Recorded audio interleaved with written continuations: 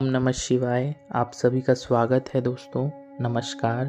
जैसा कि आप जानते हैं कि 26 फरवरी 2025 को महाशिवरात्रि का पर्व मनाया जाएगा।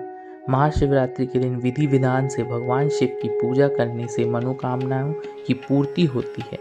इस साल महाशिवरात्रि 26 फरवरी बुधवार को मनाई जाएगी।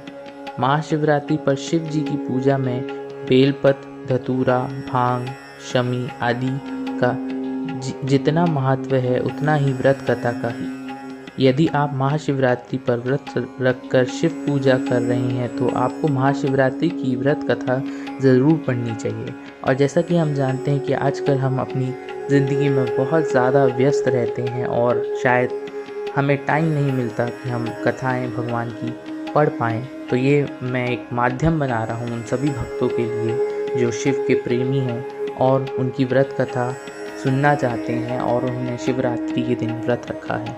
तो आइए सुनते हैं महाशिवरात्रि की व्रत कथा। महाशिवरात्रि की व्रत कथा एक शिकारी चित्रभानु के बारे में है, जिसमें अनजाने में शिवरात्रि का व्रत और पूजन किया और उसे अंत में मोक्ष की प्राप्ति हुई। शिव पुराण की कथा के अनुसार एक गांव में चित्रभानु शिकारी रहता था। वह कर्ज के तले दबा हुआ था।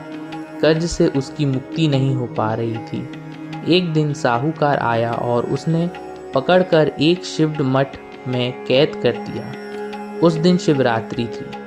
वहां पर चित्रभानु को शिवरात्रि की कथा सुनने को मिली। जब शाम हुई तो चित्रभानु ने उस साहूकार से कहा कि अगर वह उसे छोड़ देता है तो वह अगले दिन उसका कर्ज चुका देगा। उसकी बात पर विश्वास करके साहूकार ने चित्रभानु को छोड़ दिया। शिकारी चित्रभानु पर कर्ज चुकाने का दबाव था, इसलिए वह सीधे जंगल की ओर भागा ताकि कोई शिकार मिल जाए। वह जंगल में एक तालाब के पास पहुंचा, जहां एक बेलपत्र का पेड़ था।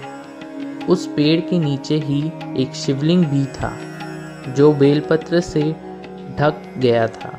हालांकि यह बात चित्रभानु को पता नहीं थी।